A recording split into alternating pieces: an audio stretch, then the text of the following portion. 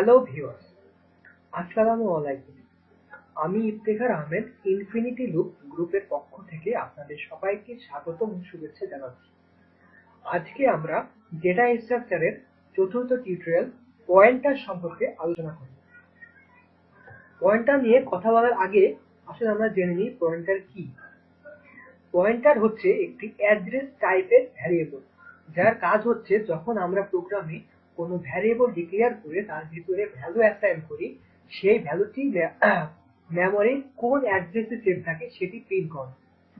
আসুন আমরা এই প্রোগ্রামটির মাধ্যমে দেখি সেটি আসলে কিভাবে কাজ করে। এখানে আমরা একটি হেডার ফাইল লিখেছি এবং এরপরে আমরা একটি মেইন ফাংশন লিখেছি যার ভিতরে আমরা পয়েন্টার নিয়ে কাজ করেছি। আসুন আমরা দেখি আমরা এখানে কি কি কাজ করেছি। প্রথমে আমরা একটি ইন্টিজার টাইপের ভ্যারিয়েবল ডিক্লেয়ার করেছি এবং তার ভিতরে আমরা একটি ভ্যালু অ্যাসাইন করেছি 5। তারপরে আমরা একটি পয়েন্টার ডিক্লেয়ার করেছি। আপনারা যে সিম্বলটি দেখতে পাচ্ছেন এই সিম্বলটিকে বলা হয় অ্যাস্টারিস্ক। আসলে কোনো ভ্যারিয়েবলের আগে যদি আমরা অ্যাস্টারিস্ক সিম্বল ইউজ করি তখন সেটি পয়েন্টার টাইপের ভ্যারিয়েবল হয়ে যায়। আসুন তারপরে দেখি। তারপরে আমরা p is equal to address of a লিখেছি, যার অর্থ হচ্ছে p এর ভিতরে আমরা a এর অ্যাড্রেসকে অ্যাসাইন করেছি, অর্থাৎ বর্তমানে p এর ভিতরে a এর যে অ্যাড্রেসটা সেটি সেভ আছে। আসুন আমরা প্রিন্ট করে দেখি যে আসলে সেই অ্যাড্রেসটা আমাদের প্রিন্ট করে শো করে কিনা।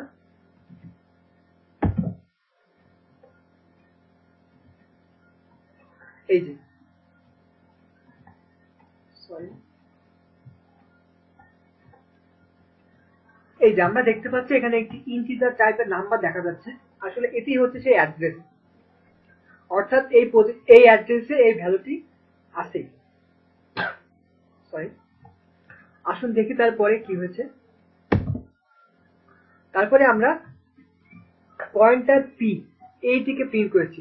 আসলে যখন আমরা শুধু ভ্যারিয়েবলের নাম দেব তখন সেটি পয়েন্টারের ক্ষেত্রে তখন সেটি শুধুমাত্র অ্যাড্রেস প্রিন্ট করবে, আর যখন পয়েন্টার পি দেব তখন পয়েন্টার ভ্যারিয়েবলের নাম দেব, মানে অর্থাৎ কোনো ভ্যারিয়েবলের আগে যদি কখনো আমরা পয়েন্টার অর্থাৎ অ্যাস্টারিস্ক সিম্বল ইউজ করি তখন সেটি ওই অ্যাড্রেসের যে ভ্যালুটা থাকবে সেটি প্রিন্ট করবে।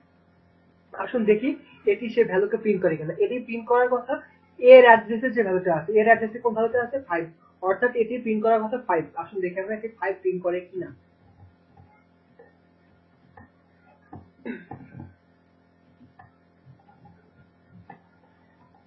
এই যে আমরা দেখতে পাচ্ছি এটি 5 প্রিন্ট করেছে, অর্থাৎ প্রোগ্রাম ঠিক আছে। তো এভাবে আমরা একটা ছোট্ট প্রোগ্রাম লিখেছি, আশা করি কারো কোনো বুঝতে সমস্যা হয়নি। আসলে আমরা আরো একটি প্রোগ্রাম লিখি, এটির মাধ্যমে আমরা আরো কিছু শিখতে পারবো। এখানে আমরা একটি ছোট্ট প্রোগ্রাম লিখেছি। এখানে আমরা পয়েন্টার p1 নামে একটি পয়েন্টার টাইপের ভ্যারিয়েবল ডিক্লেয়ার করেছি এবং পয়েন্টার p2 নামে আরো একটি পয়েন্টার টাইপের ভ্যারিয়েবল ডিক্লেয়ার করেছি। তারপরে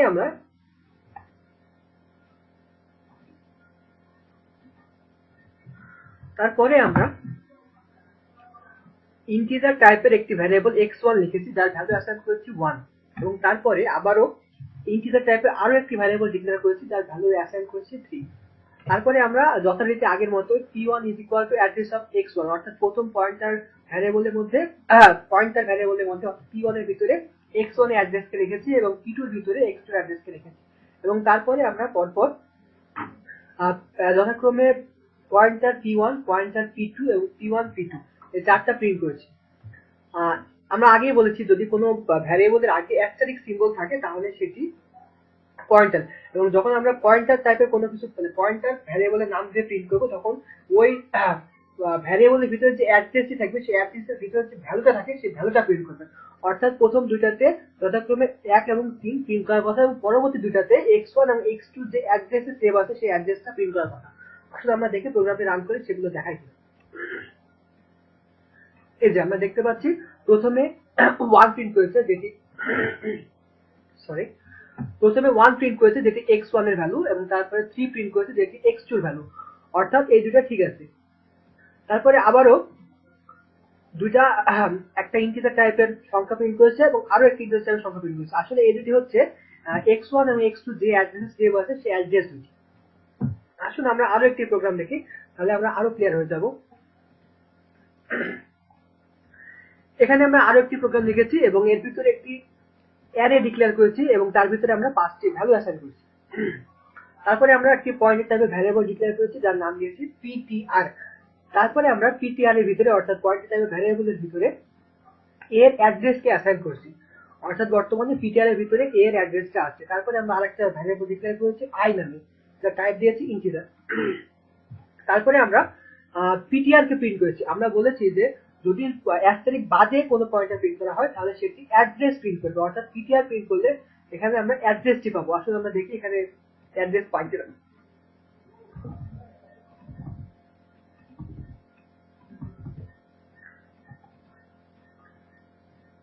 এই যে দেখুন আমরা এখানে একটি অ্যাড্রেস পেয়েছি, অর্থাৎ প্রোগ্রামটি ঠিক আছে।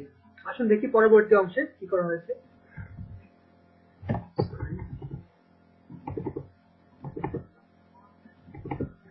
এরপরে আমরা একটু লুপ চালিয়েছি এবং লুপ চালিয়ে আমরা যে 5টি সংখ্যা অ্যারেতে রেখেছি সেটি পয়েন্টারের মাধ্যমে প্রিন্ট করেছি। আমরা বলেছি যদি কোনো পয়েন্টারের আগে অ্যাস্টেরিক সিম্বল থাকে এবং সেটি প্রিন্ট করানো হয় তাহলে সেই অ্যাড্রেসের ভিতরে যে ভ্যালুটা থাকে সেই ভ্যালুটা প্রিন্ট করে, অর্থাৎ এখানে যথারীতি 1 2 3 4 5 প্রিন্ট করার কথা। আসলে আমরা দেখি এটি প্রিন্ট করে কিনা।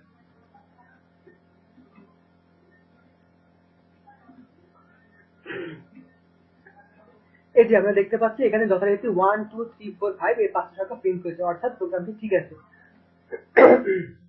তো এটাই হচ্ছে আসলে মূলত পয়েন্টারের কাজ। তো আমরা এখানে মূলত দুটা জিনিস মনে রাখবো, সেটা হচ্ছে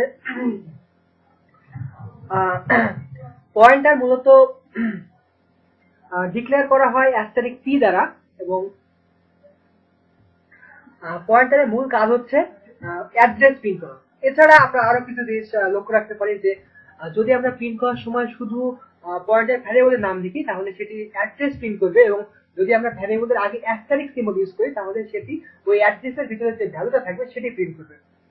আসলে এটাই ছিল পয়েন্টার সম্পর্কে বেসিক কথাবার্তা। পরবর্তীতে যখন আমরা লিঙ্ক লিস্ট নিয়ে বা আরো অনেক অন্যান্য টপিক নিয়ে কথা বলবো তখন আসলে পয়েন্টার সম্পর্কে আরো বিস্তারিত আলোচনা করা হবে। আশা করি এতটুকু বুঝতে কারো কোনো সমস্যা নেই।